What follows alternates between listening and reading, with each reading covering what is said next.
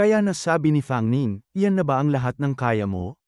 Hindi mo ako nahuli noong nakaraan, tingnan natin kung kaya mo akong hulihin ngayon. Biglang napayakap ang prinsesa, kaya nagtaka si Fang Ning at nagtanong, anong nangyari? Masayang sumagot ang prinsesa, salamat, asawa ko. Sobra akong nabusog. Sumagot si Fang Ning, ikaw talaga, ang takaw mo? Gaano karami ang na-recover mong spiritual power? Agad na ipinakita ng prinsesa ang isang bilog na naglalaman ng spiritual power at sinabi, mahigit kalahati na, halos pareho na noong lumaban tayo sa Yuanshan, ilang araw na ang nakalipas. Kaya sinabi ni Fang Ning, mukhang sapat na ito para ngayon. Kapag nalutas na natin ang insidenteng ito, magsisimula na siguro ang pagsusulit ng Soul Hunters. Dagdag pa niya, kailangan ba talaga nating sumali sa Soul Hunters? Natatakot ako. Agad namang sumagot ang prinsesa, asawa ko, para sa iyong kaligtasan, wala tayong ibang magagawa kundi sumali. Bukod dito, ang dahilan kung bakit tayo patuloy na tina-target ni Yuanshan ay malamang may kaugnayan sa Soul Hunters. Naisip ni Fang Ning, sinabi ni Officer Zhang na ang Yuanshan ay isang misteryosong organisasyon na lumitaw 40 taon na ang nakalipas. Pero bakit ko sila nakita sa mga alaala ko mula 1,000 taon na ang nakalipas? Ano ang nangyari noong araw na yun na naghintay ang prinsesa ng 1,000 taon? At ang matinding galit sa Sea of Consciousness ng prinsesa, ano ang kaugnayan nito sa sinaunang lungsod ng Jiang? Tanging ang taong yun na nabuhay ng 1,000 taon ang makakapagbigay sa akin ng mga sagot sa lahat ng tanong ko. Buong tiwala niyang naisip, Yuan Long, magkikita tayo muli. Tatalunin kita at mabubunyag ko ang lahat ng misteryo. Kaya sinabi ni Fang Ning sa prinsesa, sige, sumali tayo sa Soul Hunters. Pero kahit sino ang magtatangkang manakit sa iyo, pagsisisihan nila yon. Agad namang sinang-ayunan ng prinsesa ang kanyang desisyon. Kaya muling napayakap ang prinsesa kay Fang Ning at masayang sinabi, the best ka talaga, asawa ko. Agad naman itong inilayo ni Fang Ning at seryosong sinabi, oo na, pero natrap tayo ngayon sa ilusyon na ito. Mag-focus tayo sa dapat gawin. Sumagot ang prinsesa, asawa ko, magsisimula na ulit akong mag-record. Tumugon si Fang Ning bilang pagsang-ayon, at agad silang nagsimulang mag-imbestiga sa buong paligid. Makalipas ang 30 minuto, sinabi ni Fang Ning, memorized ko na ang bawat detalye ng pasilyo na ito. Walang kahit anong kakaibang pagbabago ang makakaligtas sa mata ng isang mahusay na detective tulad ko. Ngunit natigilan siya at natulala sa nakita. Sinabi ng prinsesa, asawa ko, mukhang hindi ito pareho sa nakaraang ilusyon. Dagdag pa niya na tila nanunukso, lahat ng detalyeng pinaghirapan mong tandaan ay baka wala ng silbi ngayon. Nainis si Fang Ning at agad na sumagot, tiyak na sinusubukan lang nitong pababain ang depensa ko, at kapag hindi ko inaasahan, bigla itong aatake at ikukulong ako dito. Sige, ituloy mo na lang ang pag-record ng video mo. Habang natatawa ang prinsesa, sinabi nito, tingnan mo, asawa ko, may pagbabago ulit sa unahan. Nagulat si Fang Ning at nakita ang 3 nurse na masayang nagtatakbuhan patungo sa isang bintana. Narinig nila ang isang nurse na nagsabi, nandoon si Dr. Gu. Nakinamangha ng iba pang nurse dahil sa kagwapuhan nito. Sinabi ng isang nurse kay Shu Weijin, labas na, dali. Paalis na ang mahal mong si Dr. Gu. Mukhang si Joe pa ito noong dalaga pa siya. Mga kabuti, sumagot naman si Shu Weijin habang hawak ang kanyang kamera, papunta na ako, hinahanap ko lang ang kamera ko. Nang makita ni Fang Ning si Shu Weijin, tila nag-trigger ito sa kanya kaya agad niya itong inatake gamit ang mabilis na galaw. Subalit nagulat si Fang Ning nang tumagos lamang ang kanyang atake kay Shu Weijin. Naisip ni Fang Ning, isang ilusyon? Napasok ko ba ang mga alaala ni Shu Weijin? Posible bang ang photo album na yun ang nag-trigger ng mga alaala niya? Pagkatapos, sinabi ni Shu Weijin, nasaan siya? Ituro mo sa akin. Sumagot si Joe, nasa baba pa siya, nakikipag-usap kay Dr. Song. Habang nag-uusap, maririnig ang tanong ng isang nurse kay Shu Weijin, hindi ba kayo magka-eskwela ni Dr. Go? Kung gusto mo siya ng sobra, bakit hindi mo nalang aminin sa kanya? Sinabi naman ng isa pang nurse, narinig ko, single pa rin siya. Kasabay nito, habang abala si Shu Weijin sa pagkuha ng litrato kay Dr. Gu, maririnig ang kanyang mga kasamahang nurse na nagsasabi, nakakainggit ka talaga. Sayang at kasal na ako at hindi kasing cute mo. Kung hindi, ako na ang unang manliligaw sa kanya. Isa pang nurse ang nagsabi, si Dr. Song na nakikipag-usap kay Dr. Gu, hindi rin naman masama. Hindi ba't nanliligaw siya sa'yo, Shu Waijin? Sayang lang at gusto mo si Dr. Gu. Ngunit sumagot si Shu Waijin. Hindi ako karapat-dapat kay Dr. Gu. Masaya na ako sa pagkuha ng ilang litrato niya ng patago. At tungkol kay Dr. Song, hindi ganoon ang iniisip ninyo. Parang kapatid lang ang tingin niya sa akin, mga kabute, si Dr. Song ang direktor ng ospital sa present time.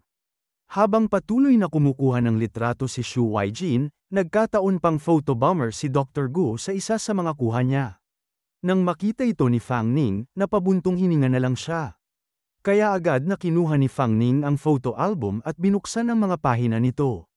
Kasabay ng pagbukas, isang liwanag ang bumalot sa buong paligid. Habang ang mga larawan ay nabura, lumitaw ang bagong larawan na kinuha lamang ni Shu Waijin, na tila nagpapahiwatig ng pagsisimula ng kwento ni Shu Waijin.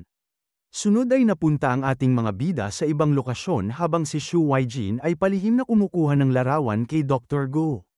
Kinagabihan, nang makauwi si Shu Waijin, pinagmamasdan niya ang mga larawan at nasabi, magaling, isa na namang larawan kasama si Dr. Gu ngayon.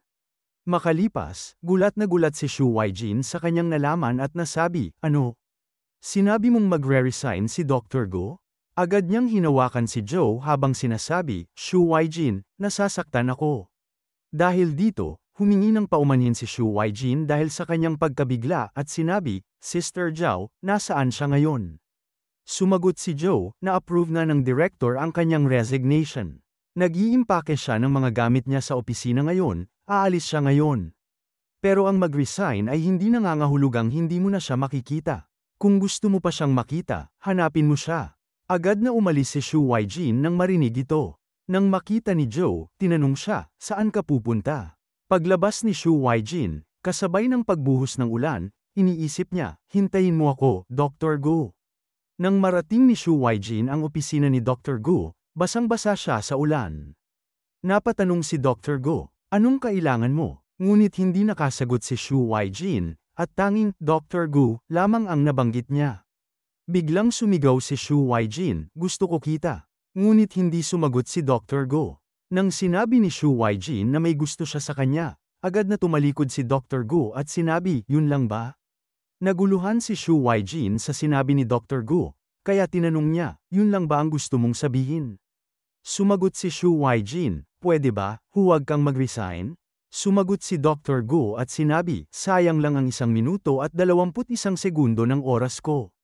Kung ganito lang, umalis ka na. Dito, napaluhod si Shu Waijin at nagsimulang umiyak. Habang paalis na si Dr. Gu, biglang hinawakan ni Shu Waijin ang uniforme ni Dr. Gu. Napatanong si Dr. Gu, may iba pa ba? Habang may luha sa mata at may ngiti, sinabi ni Shu Waijin, Dr. Gu, pwede ba kitang samahan? Magre-resign ako para sumama sa'yo.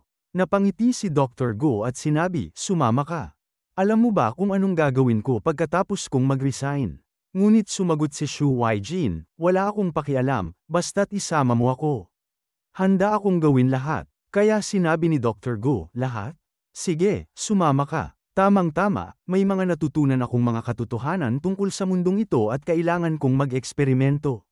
Masaya namang sumagot si Shu Waijin, sige, maasahan mo ako sa pagiging assistant doctor. Habang sila ay naglalakad, sinabi ni Shu Waijin, dapat alam mo kung gaano katindi si Director Zhao. Di ba? Pati si Director Chi, pinuri ako dahil sa talino ko. Sigurado akong matutulungan kita, Dr. Gu. Sinabi ni Dr. Gu, magaling kung ganun.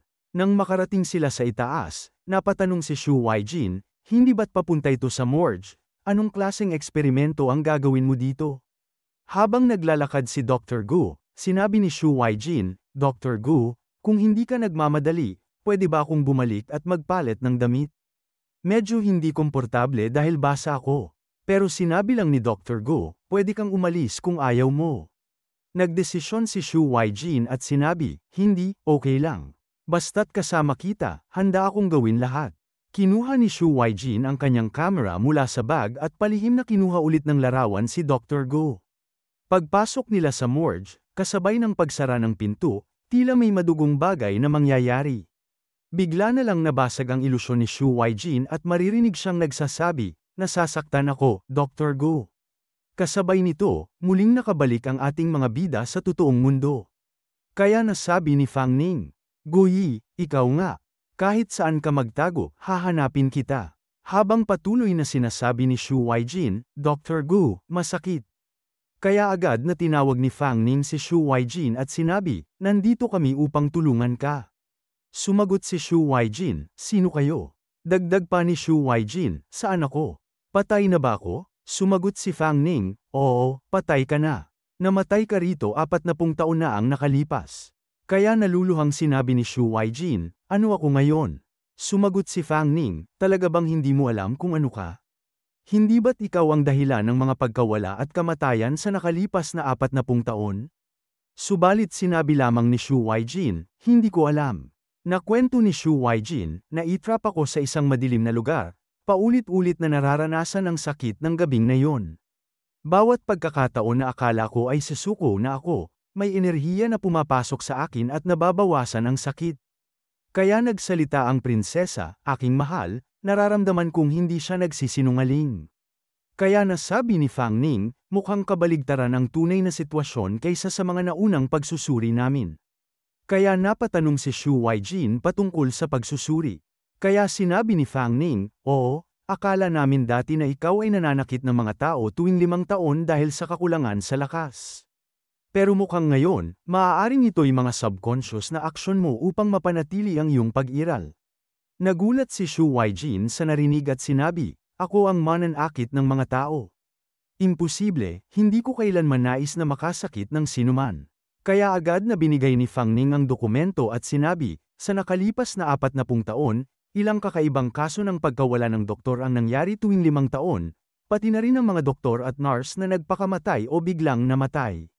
Ayon sa aking imbestigasyon, ang may kagagawa ng lahat ng ito ay ikaw, Shu Weijin." Kaya hindi makapaniwala si Shu Weijin at sinabi, "Hindi, imposibleng ako iyon." Dagdag pa ni Shu Weijin, "Matagal na akong nandito, tinitiis ang sakit at pagpapahirap sa nakakatakot na lugar na iyon." Kaya bumulong si Fang Ning sa prinsesa at sinabi, "Anong nangyayari sa kanya?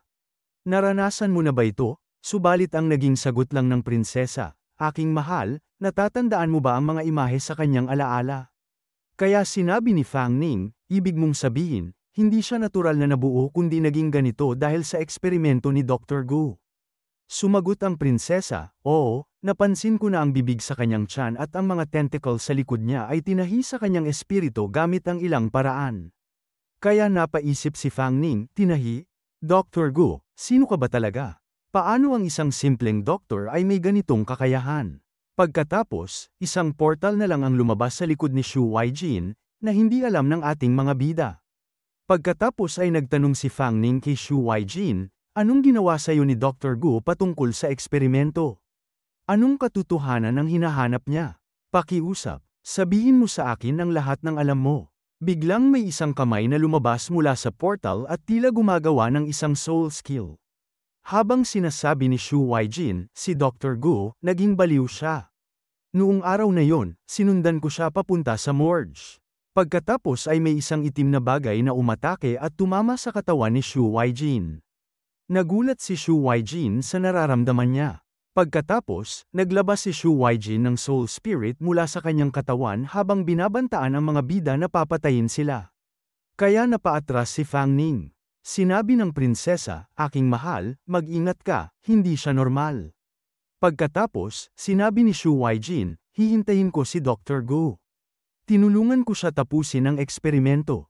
May silbi ako, babalik siya para sa akin." Babalik siya. Kasabay nito, sa nakakatakot na ekspresyon ni Shu Weijin, sinabi niya, "Nandyan na siya, oo. Nandyan na siya, nararamdaman ko." Bigla na lamang umatake si Shu Weijin habang sinasabi ni Fang Ning, "Anong nangyayari sa'yo? Hindi ba't kakatanggol mo lang sa pagkakakontrol sa'yo?" Habang nangyayari ito, madali lang naiiwasan ni Fang Ning ang mga atake ni Shu Weijin. Sinabi ni Shu Weijin, "Lumabas ka, Dr. Gu, pakiusap, lumabas ka at tingnan mo ako. Sino man ang hamarang sa akin para makita si Dr. Gu, kailangan kong patayin." Ngunit biglang hinawakan ni Fang Ning ang braso ni Shu Weijin, na ikinagulat nito. Kasabay nito, agad na hinagis ni Fang Ning si Shu Weijin habang sinasabi, dapat magising ka na. Dahil dito, nagtanong si Fang Ning sa prinsesa, pwede mo bang mahanap ang paraan para kontrolin siya, para bumalik siya sa normal? Sumunod agad ang prinsesa kay Fang Ning at nagsabi, susubukan ko. Kaya agad na nilabas ng prinsesa ang mga kadena nito at ipinadala kay Shu Weijin. Pagkatapos ay matagumpay na naitali ng prinsesa si Shu Weijin, kaya tumigil ito ng sandali. Biglang gumawa ng isang malaking kamay ang prinsesa at agad na hinawakan ang Big Mouth Monster sa katawan ni Shu Weijin. Habang nangyayari ito, napapasigaw na lamang si Shu Weijin sa sakit, ngunit nanatili pa rin nakakapit ang Big Mouth Monster sa katawan ni Shu Weijin. Kaya sinabi ng prinsesa, aking mahal, hindi. Dahil sa eksperimento na yon, kung wawasakin ko ang Big Mouth Monster, mamamatay din siya. Kaya hinawakan ni Fang Ning si Shu Weijin habang sinasabi niya sa prinsesa, mag-isip ka ulit. Wala bang ibang paraan? Hindi ba't si Lian Xiang ay gustong maglaho noon, pero nailigtas mo siya? Sumagot ang prinsesa, iba ang sitwasyon, aking mahal. Pagkatapos ng mga taon, tuluyan na siyang nagsanib sa Big Mouth Monster. Habang napapaluha si Shu Weijin dahil sa sakit, nagtanong si Fang Ning, gising ka na ba? Sumagot si Shu Weijin, hindi ko na kaya, ayaw ko na bumalik sa madilim na espasyo na yon. Pakiusap, patayin mo na ako. Ayoko nang magpatuloy ng ganito, ayoko nang makasakit ng iba. Habang ang Big Mouth Monster ay tila nais makawala sa pagkakahawak ng prinsesa, sinabi ng prinsesa, aking mahal. Bilasan mo, tumaas na ang lakas ng Big Mouth sa kanyang tiyan, hindi ko na kayang kontrolin. Kaya agad na sumunod si Fang Ning, ngunit tila nagdalawang isip pa rin siya sandali. Ilang sandali, nag-ipon ng enerhiya si Fang Ning sa kanyang mga kamay habang sinasabi, Shu Weijin, palalayain na kita. Nang makawala ang Big Mouth Monster mula sa pagkakahawak ng prinsesa, bumalik ito sa katawan ni Shu Weijin. Kaya agad na naglunsad ng atake si Fang Ning upang tapusin ang lahat ng ito. Napaluha si Shu Weijin habang sinasabi, salamat. Isang liwanag na lang ang bumalot sa buong paligid, at nasilaw ang ating mga bida sa nangyari. Habang unti-unting naglalaho si Shu Weijin, sinabi niya, sa wakas, nawala na ang sakit. Isang litrato na lamang ang lumabas, kaya agad na kinuha ni Fang Ning ito. Nang makita niya ito, nasabi ni Fang Ning, mali ako pagkatapos ng lahat. Habang tinitingnan ang huling litrato ni Shu Weijin kasama si Dr. Gu, nasabi ni Fang Ning, ito pala ang iyong soul weapon. Kaya agad na ginamit ni Fang Ning ang litrato upang makita ang mga ibang pang-alaala. Nang makapasok sila sa memorya ni Shu Weijin, sinabi ni Fang Ning sa prinsesa, dadalhin ko ito upang malutas ko ito at para magkaroon ng hustisya at maghihiganti para sa kanya. Suportahan mo ba ako? Agad naman pumayag ang prinsesa at sinabi. Napakasama ng taong yon. Pagkatapos, sinabi ni Fang Ning, si Shu Weijin ay isang mabait na babae. Namatay siya sa matinding sakit, ngunit ang mga alaala na iniwan niya ay puno ng magagandang alaala. Sa kanyang mapagmahal at mabait na mga magulang, at mga kaibigan na nagmamahal sa kanya. Maari sana siyang magkaroon ng perpektong buhay, magandang pag-ibig, at matagumpay na karera. Ngunit nakatagpo siya ng isang baliw na doktor, at ang lahat ay naging isang kabiguan sa kanya. Sinabi ni Fang Ning sa prinsesa, bukod pa rito, huwag mong pagkatiwalaan ang kahit sino na makikilala mo sa labas. Bagamat ang mga masasamang tao ay isang kultura sa mundong ito, ang pinsalang dulot ng isang masamang tao ay hindi kayang itama ng 1,000 o 10,000 mabubuting tao. Sumang-ayon ang prinsesa at sinabi, ikaw lang ang pagkakatiwalaan ko, asawa ko. Kaya sinabi ni Fang Ning, tara na, tapos na ang insidente. Pwede mo na ibalik ang cellphone ko. Masado ng malalim ang gabi, maghanap muna tayo ng bagong hotel para matuluyan, at bukas babalik tayo para hanapin ang direktor at ayusin ang huling bayad. Nakasang-ayon naman agad ang prinsesa. Ngunit habang sila ay papalabas, biglang may isang portal na lumabas.